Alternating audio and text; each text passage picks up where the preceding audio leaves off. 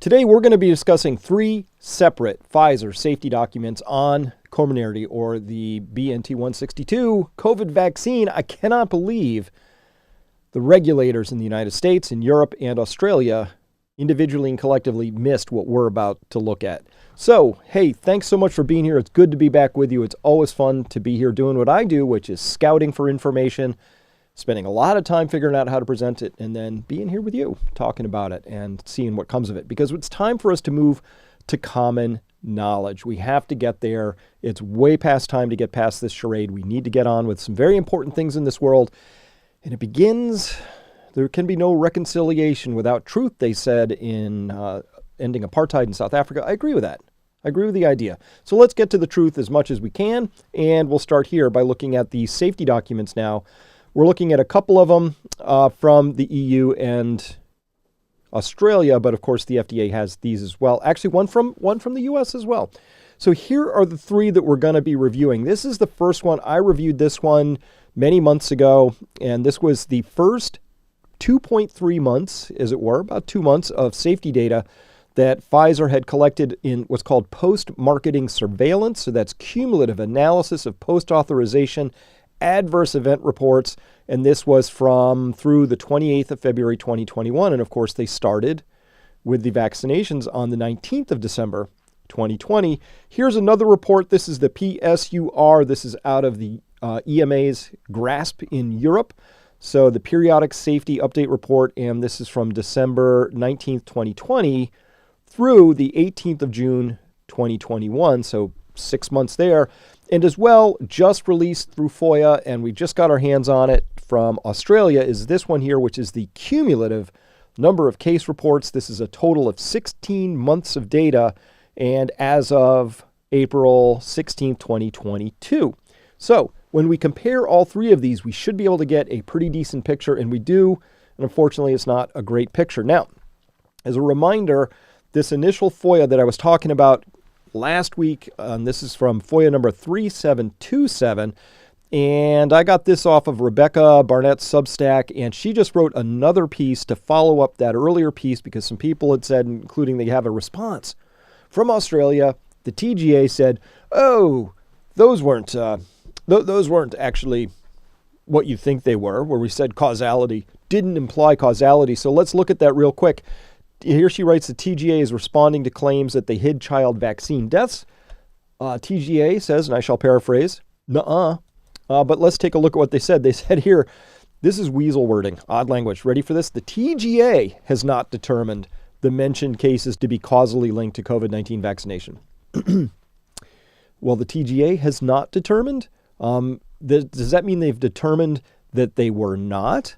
Or have they not yet come to a determination? Or has somebody besides the TGA already determined that, but the TGA didn't make the determination? This isn't clear language right here. So it's very odd. Whenever I see nebulous bureaucratic speak language, I always think they're hiding something, because they always are. The TGA has not determined the mentioned cases to be causally linked to COVID-19 vaccination. This assessment has not changed, and the TGA rejects interpretations otherwise in the strongest possible terms. The inclusion of variations of the word causality in the documents represent template text, not a description of a decision. It is false and misleading to state that the TGA has determined these cases to be linked to vaccination. Template text. Template text. You know what I think of when I think of a template? A template is something that has a consistent, uniform application. That's why we call it a template, right? So here they say right here, nuh-uh.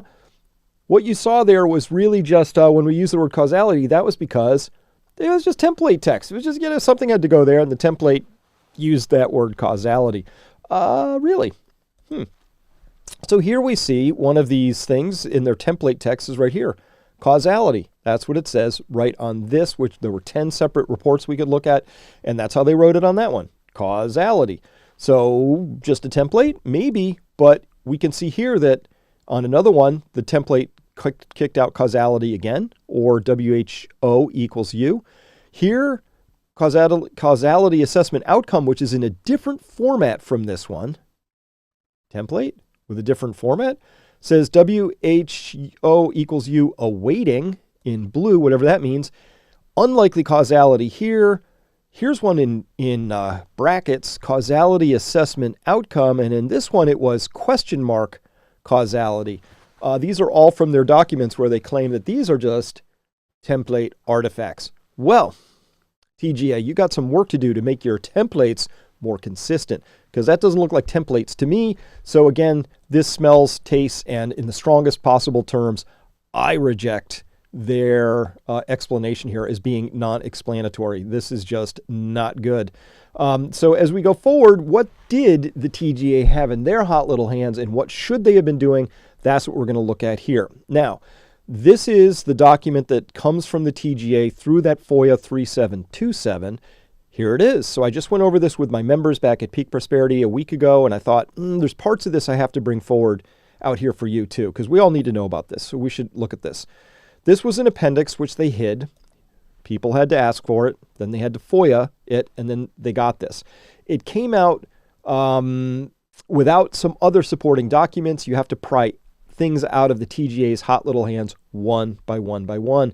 Back to their explanation here, saying, they say, they went on to say, and we didn't want to release any of these things because we were worried that you would misinterpret them, you and your poor little stupid heads out there, and maybe, the parents, the family members afflicted would be hurt by that in some way, shape, or form, when in fact, in truth, the family members are dying for anybody to come forward and just please talk to them and give them at least the catharsis of knowing that somebody cares and that somebody's looking into it. We're not getting that. We're getting this instead, which is not cool. So this says cumulative number of case reports. Now, there's two things. There's a case report, and then there's an adverse event. There might be one case which has one adverse event, or there might be one case which has many adverse events. You're always going to have fewer cases than adverse events because some people have more than one adverse event for a case. But a case refers back to a human, all right? So cumulative number of case reports, these are people having serious and non-serious medically confirmed and non-medically confirmed events from post-marketing data sources. Overall, they've broken this down by sex, country, age groups, and in special populations and summary tabulation by preferred term. That's a PT, that's what a preferred term is, and MEDRA system organ class. So they're going to break this down in a lot of different ways. And when they do, right here on page 1, before they've even gotten to a single adverse event listing through either preferred term or MEDRA system organ classification, I see a major nasty signal jumping off of this particular page. Can you spot it? It's right here. 923,194 cases afflicting females. And for males, it's 358,919. We have a 2/3, 1/3, or even 3-to-1 difference. Close to 3-to-1. Somewhere between, around there. 2/3, 1/3, or something like that.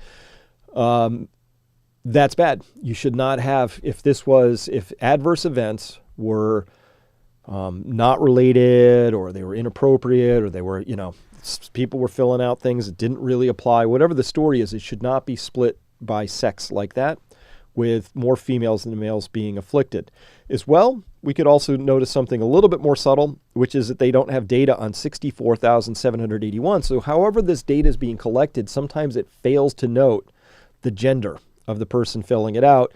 It's only 4.8%, but that's not, it tells you the system, if the whole point of this post-marketing surveillance was to be sure, because we're running an experiment, right? The clinical trials were short, warp-speeded, abrupt, not conclusive in a lot of ways.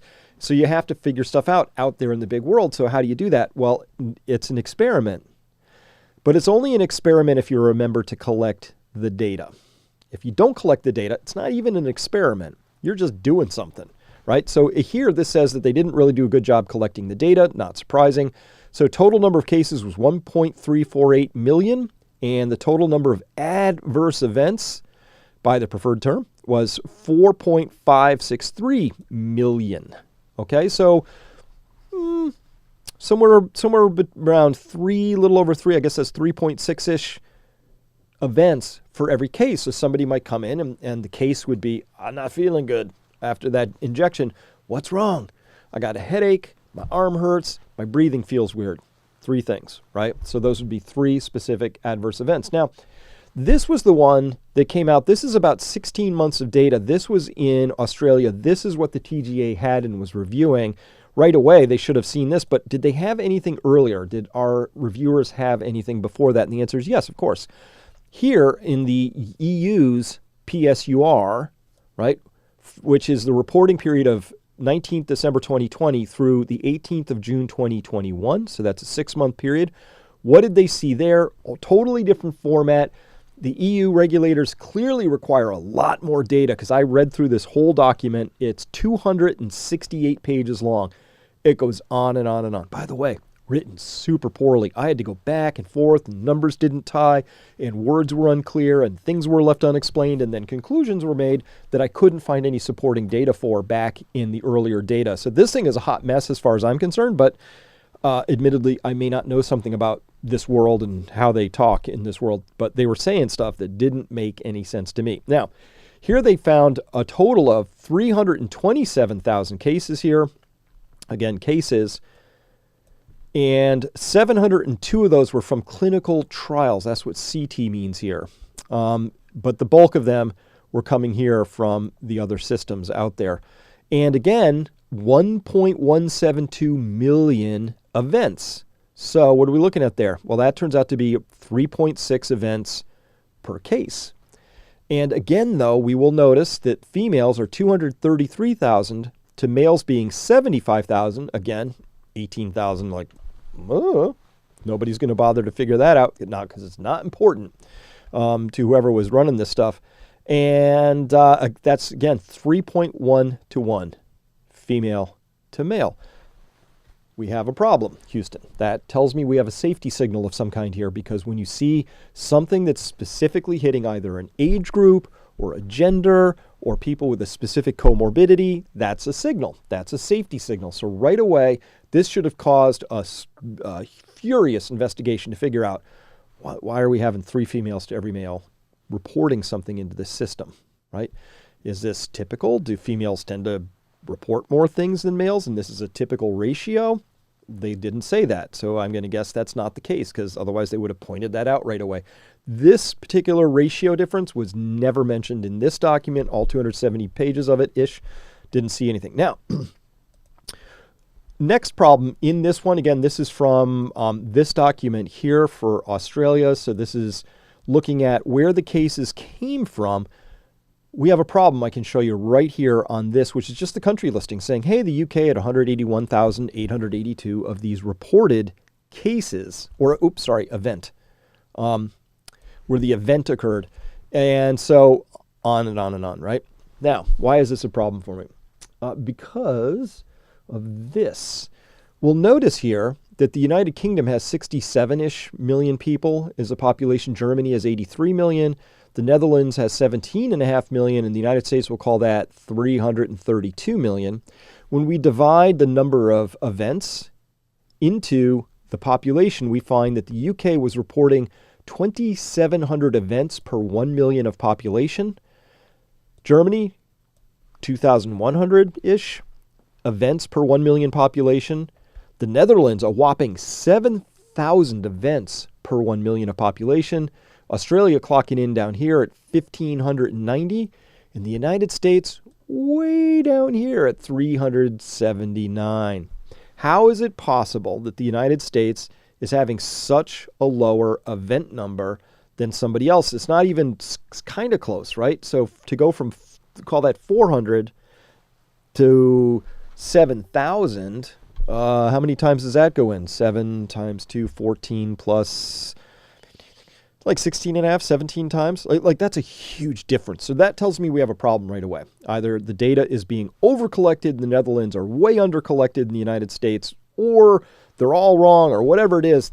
This should be noted. This should be saying, hey, listen, our reporting systems aren't perfect. They're really not designed to be totally accurate, but they really shouldn't be tossing off 16-fold differences from one country to the next. Speaks to a different problem. Did we have some sort of a lot issue that went into the Netherlands? Is the United States just really failing to report stuff? Is the 7,000 the right number, or is it 2,000, or is it 1,500? Who's righter in this? Again, none of this was really explored, but again, we're throwing off safety signals here where you can't confidently say, hey, we know what's going on with this because we've got good data. No, you don't. This is crap data right here. It tells you. So everything we analyze is analyzed through that lens of crap. So carrying on, the next problem is we're comparing all three of these reports now again here. And so this first one, this was from December 19th, 2020 through February 28th, 2021. Just a couple of months. This is the first 2.3 months-ish of the Pfizer vaccine being given. And here we see that resolves out to, if we divide that number, 42,086 cases, by the 2.3 months, we find that there were 16,834 cases per month.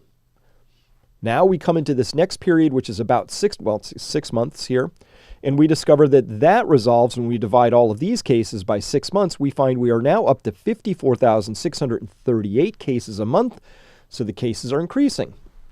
Okay, that could be because, it takes time to ramp up a vaccination campaign, so 16,000 to 54,000, but certainly we're seeing more cases per month being mentioned, but maybe we got just a lot more people who are being vaccinated. Totally fine, totally fair assessment, but it should have been calculated and put in these documents, and it wasn't explained. It's not even like, who cares? But now we are comparing the first 6 months to the first 16 months, and now we're up to 84,000 cases per month when we do that same math. So we can clearly see that the rate of cases is increasing. What we would want to see is we would want to see that totally leveled out. We'd want to see it normalized by population and by vaccination level by the population. Of course, whether you've just had 1 dose or 2 doses or 3 or 4 or 5 would probably factor into this as well. These are the safety reports, which are supposed to be the things by which the TGA in Australia, the FDA in the United States, and as well the EMA in Europe are sitting down and looking at these things going, do we have a safety signal to worry about or not? This right here deserves explanation. So far as I know, it goes and remains unexplained. Now let's recall that I did go through this one, which was just the first 2 months, and this was confidential, and I pointed out at the time, why is safety data on a rushed, post-marketed device or thing, this Pfizer vaccine, why would that be confidential? This was hidden. It took a long time to get it out.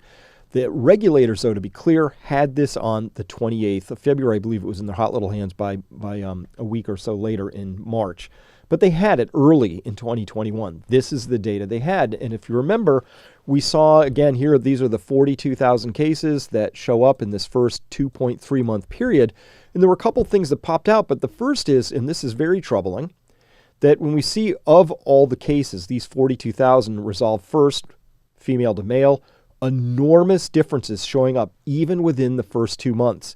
In this case, it was roughly 30,000 compared to roughly 9,000. Let's call that 3 to 1. This right here should have popped a safety signal. This should have sent alarm bells off right away, and people should have been looking at that within the regulatory bodies. Did they? I don't know. Privately. Publicly, I can tell you they didn't say anything about this. Nothing. Secondarily, they broke these into age groupings. A little bit weird how these groupings go. This is under 17 as a group. 18 to 30 is a group, which is a 12-year window. 31 to 50, okay, now we're at a 19-year window, or I guess 20, depending on how you count that. 51 to 64, which is a 13-year window. 65 to 74, which is a 9-year window. And then over 75. Weird groupings, but this is by far the largest in terms of time. But look at the difference. 175 cases, 4,900 cases, 13,886 cases, then 7,000, then 3,000, then 5, then 2.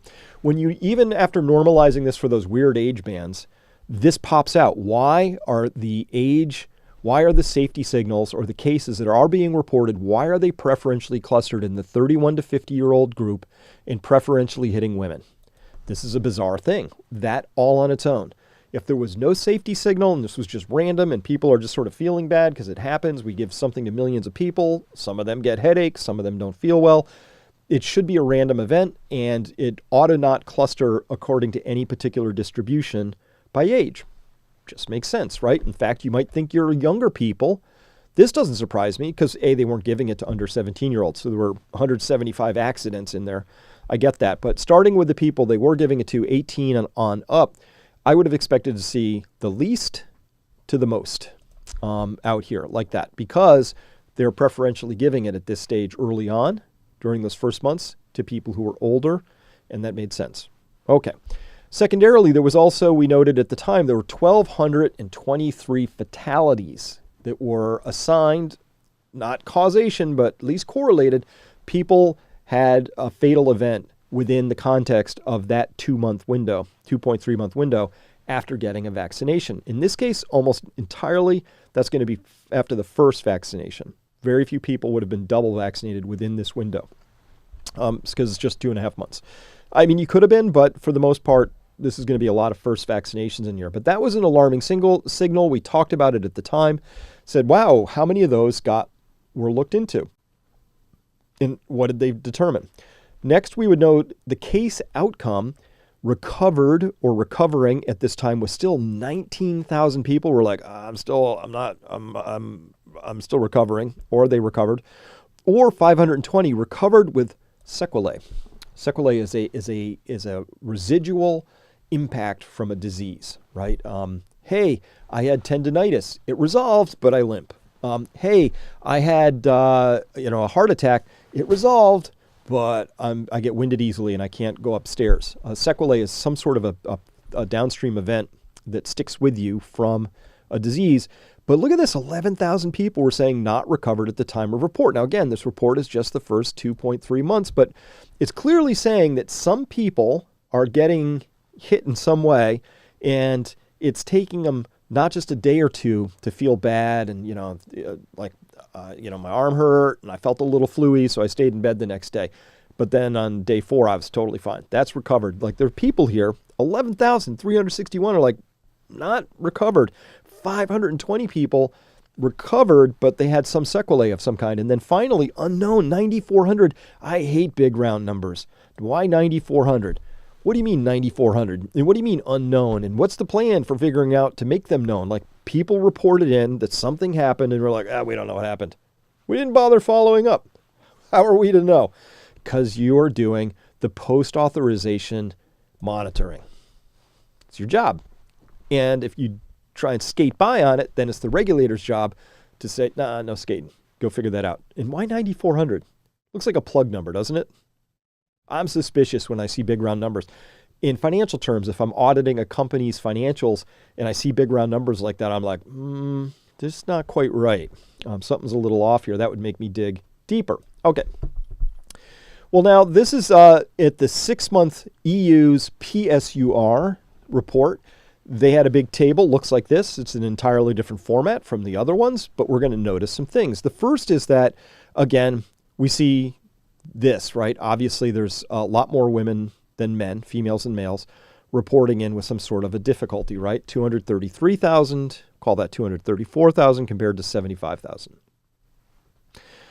But what's interesting is in the clinical trials, and there's now Germany's Die Welt has just dug in and said, wow, hey, some of these, there's some really weird stuff that happened in these clinical trials. It's maybe not totally believable. And so I'll tell you what's totally not believable to me is that in the clinical trial, the number of cases that got put out was 702, and they were split perfectly, females to males. How is it possible that you had this ratio here in a clinical trial, which is 1-to-1, and out in the real world, you have a 3-to-1? It's kind of a weird thing. How does that happen? The clinical trial either didn't map the real world or something's happening in the real world that doesn't map back to the conditions. Again, all of it needs to be explained. But those orange arrows right there alone tell me I would stop this if I was a regulator, and I'd say, I need to understand that stuff right away. This is bizarre and it's nonsensical. Either the trials were wrong or fraudulently conducted, or something's happening out in the real world that also doesn't map back to a controlled trial, so we have to understand it. One way or the other, something here is wrong. Kind of weird. Min-max, somebody as young as 6 days got exposed and somebody as old as 121 years, just editorially. Who's putting this shot in the arm of somebody who's 121? I don't, that seems odd to me. But at any rate, we see here the mean and median ages are clustering right around 50. In the clinical trials, they were more like 55 and 58. And so, 50-ish. Okay. If the median age of, let's use the median for a minute. If the median age is 50 for this, it means half the people are older than 50 who got this shot and half are younger. So that gives us a sense of the age range here. And by the way, when we see here the age groups, what do we notice again? We notice again that the highest possible classification group, again, with these same bizarre, kind of weird groupings, under 17, 18 to 30, 31 to 50. So this tells me they're drawing from the same data sample sets that they used for the other one we just looked at. But again, here's what we're noticing is this massive, massive increase in in cases that are here in this particular age range.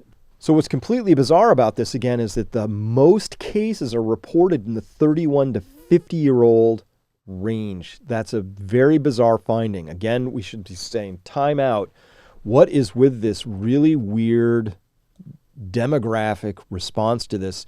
This is not what we would be expecting if the shots had a low level of, if they were safe and they had a low level of impacts on people that were sort of general and non-specific. They kind of should be evenly distributed across the age ranges that are here, and that's clearly not the case. So something is really off on this, and that sends out, to me, an alarm signal right here that ties in with a lot of the other data that we were seeing from the life insurance companies, from looking at the bizarre notation of died suddenly. When you go out and you see who's, like, when do you really notice that it's bizarre that somebody's died suddenly? They tend to be younger. So this is starting to fit with that. Again, this is data that they had in their hot little hands at the Europeans regulatory agency, the EMA, back. This one was done in June of 2021.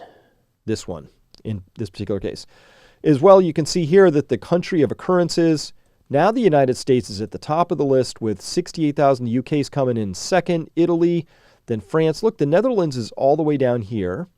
And then later we see this inversion where the Netherlands shoots way up on that list relative to the others, and the United States slips way down this list. So whatever happened in the first 6 months was not mirrored in the next 10 months. It happened after that for the 16-month report. Okay. Finally, on this table, we'll note that serious cases here, there were 100,808 serious cases, 702 within a clinical trial setting here, which we talked about before. And that's 100,000 serious cases. Now, serious can mean all kinds of things, and not everything that you might think intuitively is serious is actually really serious. It's a fever above a certain level you might get, pyrexia, but then it goes down, it resolves. That would be scored as serious. But so would somebody having chest pain and who then later has a lifelong condition associated with that because they've got myocarditis or pericarditis. Those would both be serious. So serious is not a great dividing line here, but at least it says there were 100,000 things. Those are 100,000 people, because these are cases, saying, wow, this was not good here. Okay, and we see as well at the 16-month out of the Australia data, same thing. Look at this, 491,000 cases at the 16-month mark are clustered here at the 31 to 50-year-old bucket. Now, why is that? We should get answers to that. Somebody should have been asked, why is that? Why there? And we would have answers to that, and we don't have answers to that. As well, bizarre to me that we're collecting this data and it's unknown in 141,932 cases, or 10% of all reported cases, how old the person was. That seems like very, very basic information. So if you can't even collect somebody's age or gender, as we see here with 64,000 unknowns, no data on it. Just if you can't even collect very, very basic data, we have to put a big grain of salt on the remaining data, because that's clearly, it's not very robust data when you can't tell what gender somebody is or what age they are, and now you're trying to resolve something a little bit subtler than that. So again, it just speaks to the idea that there's something not so great about this particular effort that we underwent to try and accurately monitor what was happening out there in the general populace once these shots had been approved through the EUA process. All right. Digging down, we are now in that Australian release data. This is the 16-month data. This is through April 15, 2022. Again, 1.348 million cases, 4.563 million adverse events. And what do we see? So, well, headaches. That was the most common one with 278,000 cases out of those 1.3 million reporting a headache. 20%, 1 in 5 people bothering to report into the system said, I had a headache. Fatigue. So 219,325 people reporting fatigue. But I don't know why fatigue is different from malaise necessarily, or from what's called asthenia here, which is abnormal physical weakness or lack of energy. This is something we see in this. There are 170 pages to this thing. And the first 3 pages is a couple of tables and some intro, and all the rest is just a laundry list of things. It's like page after page after page.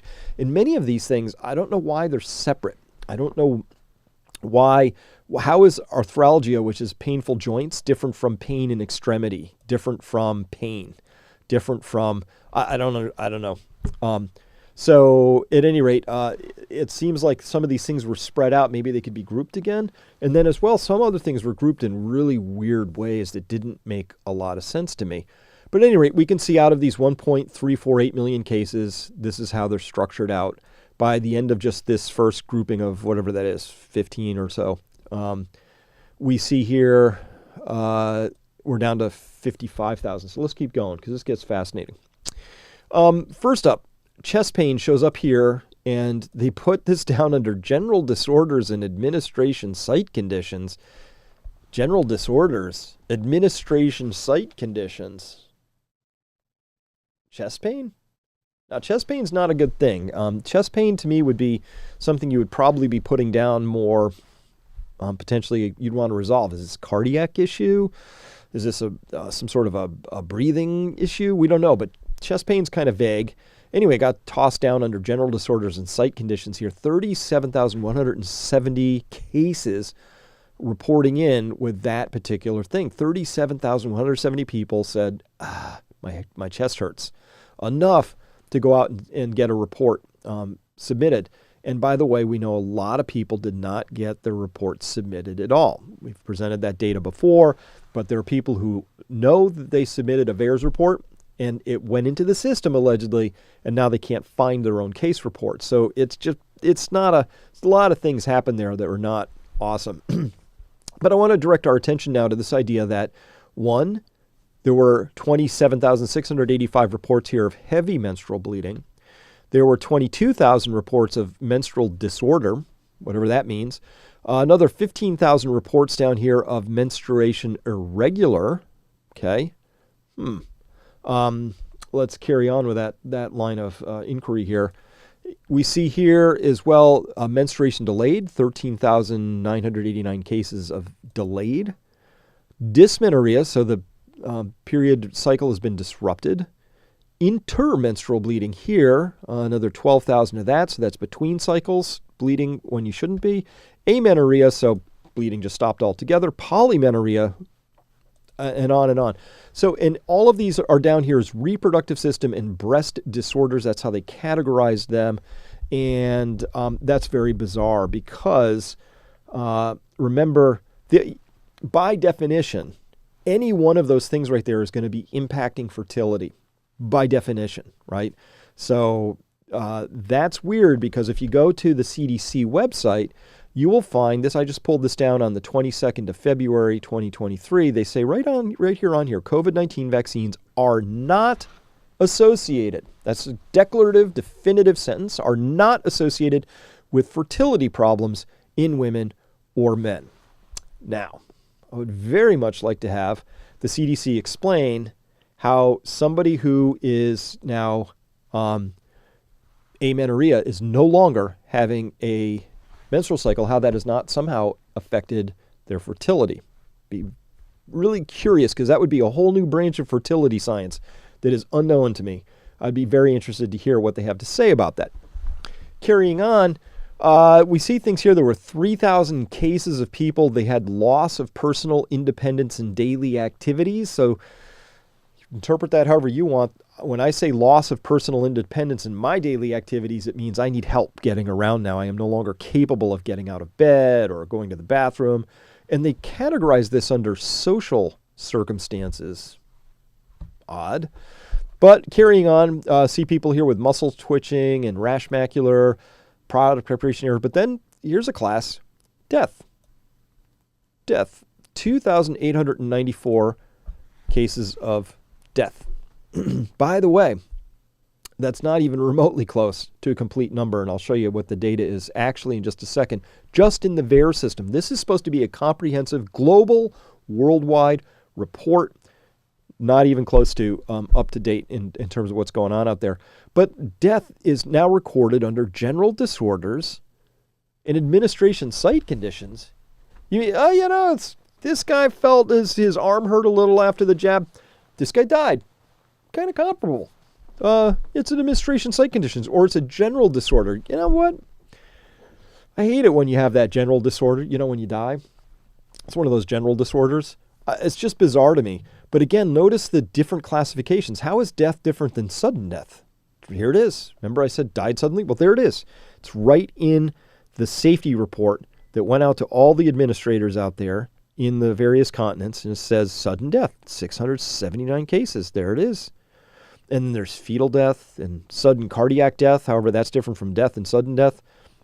There's cardiac death, which is different from sudden cardiac death. Then there's brain death and neonatal death and premature baby death, right? Again, smallish numbers down here, but it's just bizarre how it all got categorized and characterized. Again, questions. This just leads to lots and lots of questions. I understand why you would not want to just sort of generally release this, because somebody like me might come along and go, this is weird looking. What do you mean by all this stuff? Can you explain this?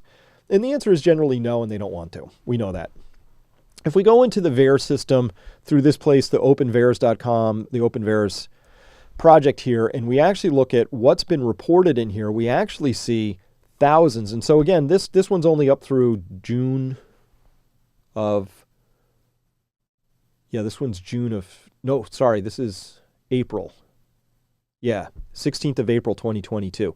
So there's May, June, July, August, September.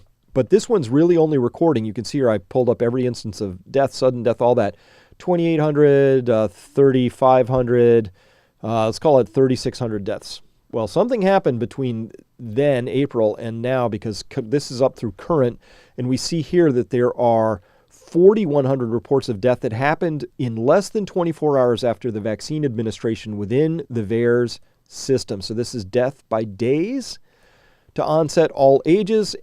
People who died within 1 day is another 3,100, and another 1,500 here within 2 days, and another 1,000-ish here on day 3, and we'll call that 750, and so on. So this is a classic signal right here, classic, that we would see here.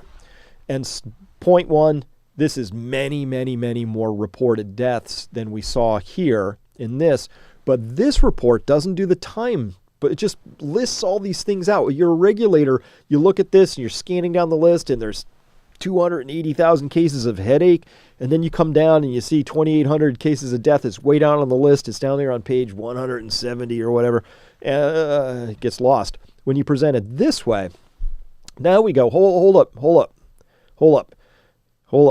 That's I could make a case for why within 28 days, way out here, a certain number of people are going to die within the population of people who've been vaccinated, because it's a very big number. I get that.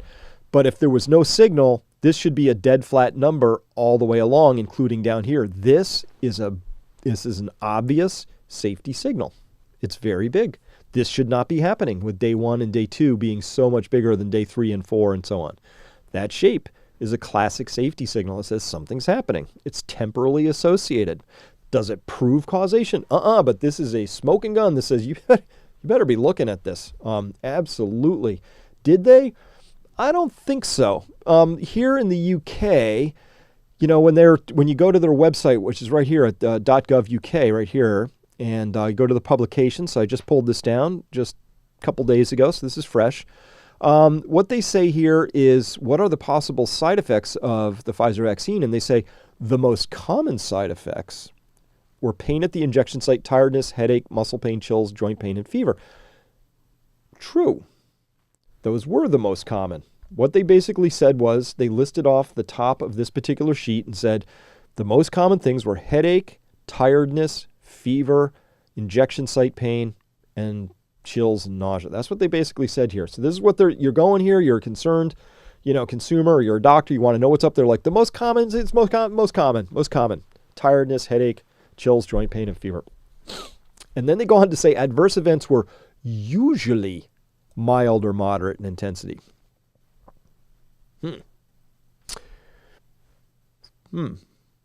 They said here as well, furthermore, the side effects observed with these vaccines are considered to be similar to those seen with other vaccines. You won't see anything like this. This does not exist for any other one that I'm aware of. That's different. But I love the most common, right? The most common side effects and adverse events were usually mild. What do you mean usually? What about the unusual cases? I mean, let me reword this. That's like as if you wanted to sign your kids up for to go to the army or something, and the recruiter said, you asked, well, hey, recruiter, what are the possible side effects of war? And they said, you know what? There are millions of bullets are fired during war, and most of them never hit anybody. Of the few that do, the most common impact sites, which may infect, maybe 1 in 10 soldiers, are chest plates, trouser leggings, boots, helmets. Most damage reported was mild or moderate in intensity, easily resolved. Duct tape and maybe a simple wound dressing. Obviously, that's not the reality of war, right? So that's what you do when you're just trying to minimize something with language, and that's exactly what we're seeing here, right? What do you mean most common and usually? What about the less common? Or what about the fact that there are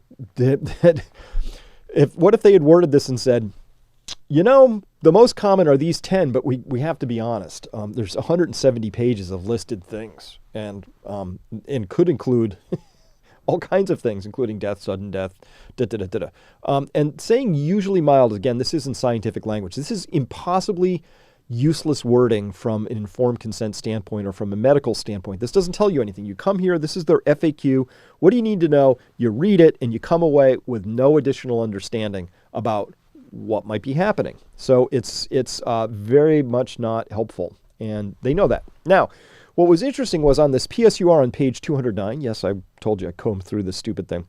They said here, a nurse reported that 77 subjects had inadvertently received a full undiluted vial from batch PAA 165969. So I'm a curious guy. I am your information scout. I'm like, You go to this thing where you can find out how certain batch codes have actually performed. And we find here that batch code right here, PAA 165969, had 64 adverse events reported within it. 1 death, 5 disabilities here. When you search it across this, somebody recorded the number a little oddly. There were 2 there. You could also look at it here. There were 3 adverse reports, no deaths, no disabilities, no life-threatening illness, etc. So 64 plus another 7, so 71.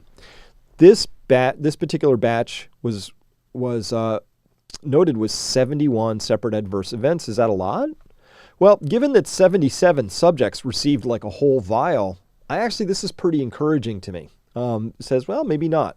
However, curious guy, I dig around in this database a little bit more, and I asked the top question. I said, what were the batches associated with the most deaths, for instance?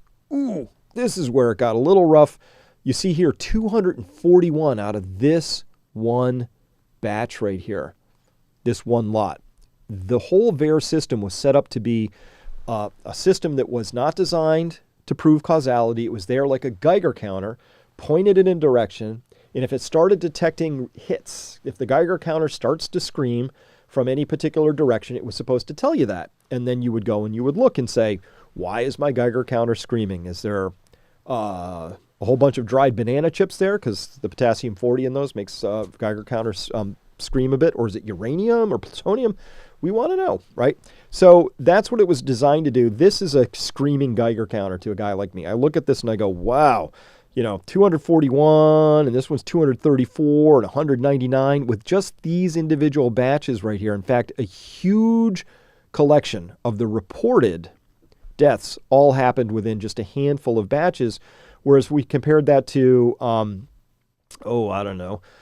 I found, so I'm curious, and I dug at the bottom of this thing, and I found that a lot of these batches had just one adverse event report. That's how a batch shows up in VAERS at all. So you have to have an adverse event. There were approximately 15,000 lots that had just one event associated with them. 15,000 out of 49,256. So almost 50,000 separate lots. And it turns out just a handful of them were responsible for most of what ended up on this chart. And so that's something you would want to look at. What also I found kind of interesting when I dug in here just a tiny bit, when I looked at these top ones that went places, it was kind of weird. Okay, this one went to United States and some unknown country. This one went to Switzerland, United States, some unknown country. This one went to the UAE, the United States, and some unknown country. This went to the United States, United States, United States, United States. This one went to Switzerland as well. And yeah, it's kind of weird, right? Why Switzerland's a tiny country. How did it end up like twice at the top of this? And I'm not surprised because this just came out on the 12th of January 2023 and found out that excess mortality in Switzerland was exceptionally high in 2022. So maybe it's not so much of a surprise. Don't know. So that's really how I begin to put all of those things there together. And when I look at it, it's completely obvious that there should have been, these safety reports are throwing off just massive amounts of safety signals that at least ought to be resolved and looked at, and we ought to have good explanations for them. We shouldn't have any hand waving. We shouldn't be settled with regulators saying, oh, we looked into that and found nothing. Like, no, we need to see, like, we deserve answers. We deserve to know. What'd you find?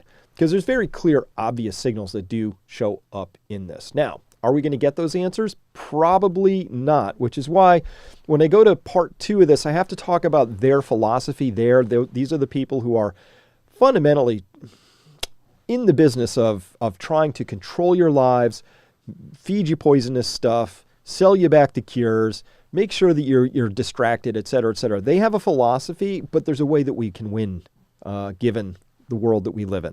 So this is what I'm going to be talking about back at Peak Prosperity. If you want to come on by and check that out, that's great. Otherwise, please hit like, hit subscribe. We're trying to get over 500,000 subscribers here because then the algorithm treats us differently. So if you've been unsubscribed, and it happens all the time to our channel, unfortunately, resubscribe. That helps. Hit like. That helps. But the biggest thing you can do is share this with somebody who needs to know this information, because that's how we win. That's how the common knowledge game finally breaks out and the whole thing turns and we can get past this little sordid time we've been in, get back to truth, honor, integrity, and doing the right things for the right reasons. All right. Thank you very much for listening, everybody. We'll see you next time. Bye. The beauty of saying it's an emergency is very difficult to challenge any of this stuff. Our wealth is being stolen via our money. I would have never come here if I thought it was lost. I know we can